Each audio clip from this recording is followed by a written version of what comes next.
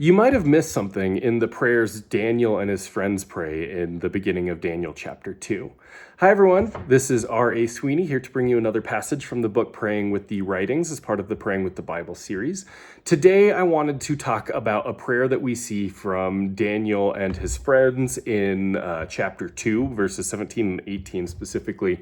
I feel like if we know the Daniel story, we kind of know this prayer a little bit, but at least for me, it was kind of surprising when I actually stopped and looked at what the prayer was. So in the story, what's going on is Nebuchadnezzar the king has had a dream, very similar to the Pharaoh story at the end of Genesis. But here, he's even more demanding than Pharaoh. He's saying, I'm not even going to tell you guys what it is. If you're real wise men, you should be able to figure it out. So you tell me what the dream was and what its interpretation is so I can prove that you guys actually are real dream interpreters and not just making stuff up to keep me happy.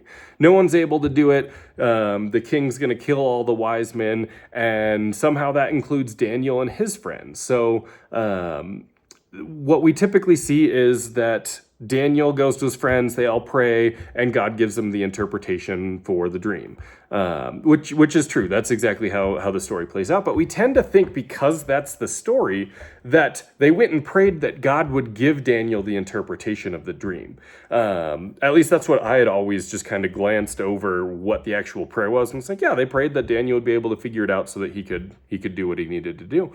But if you look at the prayer, it doesn't actually say that. It actually says what he did pray was just, God, have compassion on us. Like, we've been ripped away from our homes. Our whole nation's destroyed. We're in exile. Some people think that they were castrated when they were brought into the court, which awful, forced to become Babylonians culturally, all these bad things. And they're just like, God, have some compassion on us. Like, this, you're just piling on, and we need compassion. God responded by giving him the knowledge of what the dream was and the interpretation, but they never actually asked for that. They were just like, oh, another distress is coming upon us. Please, like, stop piling on and just have mercy on us. Like, have compassion on us because we are languishing. And so I thought it was interesting, one, just to focus on, like, hey, they didn't actually pray what I'd always assumed. It actually says what they prayed. But two, looking at, like, they're just praying for compassion. And then when they came faithfully to God in that situation, you can see that God used Daniel, gave way more than he asked for, and actually put him in a pretty prominent position.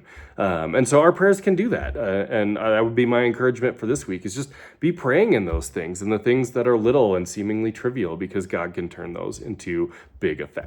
So that's what I have for this week. I hope it's a blessing. Thanks, everyone.